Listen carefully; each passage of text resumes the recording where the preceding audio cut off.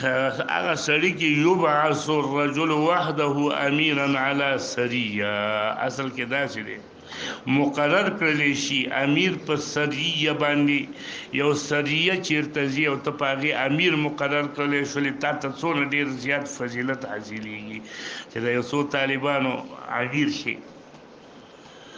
وبه حدثنا محمد بن يحيى النسابوري قال حدثنا الحجاج بن محمد قال حدثنا ابن جريج في قوله اطيعوا الله واطيعوا الرسول واولي الامر منكم. قال عبد الله بن حذافة بن قيس بن عدي السهمي بعثه رسول الله صلى الله عليه وسلم على سريه، معنا امیر په یو سریه باندې هغه لګلو. أخبرنيه على ابن مسلم عن سعيد بن جبير وابن عباس قال أبو إسحاق ولا نعرف من دورة قرى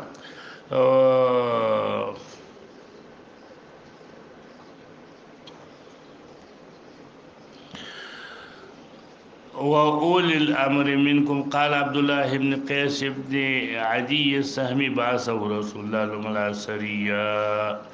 دلته اصل کې غرض دا دی چې کله یو سړی هم تلی غلی شي د جهاد لپاره چې ورشه پلانې کار وکړه، نو یو قسم سریه لګلی شي، ډلم لګلی شي. معنا دلته دا ده چې یو کس ولګلی شي یوازې سریه سریه، لکه عبد الله ابن حذافه لګلی و رسول الله صلی الله علیه وسلم په سریه باندې.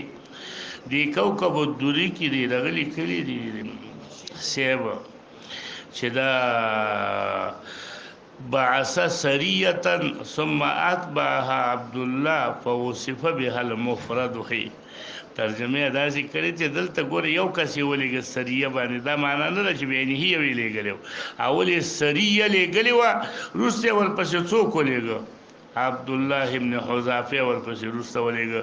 نو دا داسې شوله لکه یو کس دې څه ولېږله سریه ولېږله، نو یو قسم سړی لېږلی شي. وایي دې حدیث نه دا معلومیږي چې د دې حدیث مقصد دا دی. وای دې په باره کې د حدیث نور څه مقصد نه معلومیږي، صرف دا معلومیږي چې ان المراد انه يجوز ان يبعث الرجل وحده اميرا على سريه. دا یو مطلب ته معلومیږي، دا شارح لیکلی دی چې یو کس ته امیر جوړ کې په یو سریه باندې. باب ما جاء في كراهيه ان يسافر الرجل وحده، یوازې یو سړی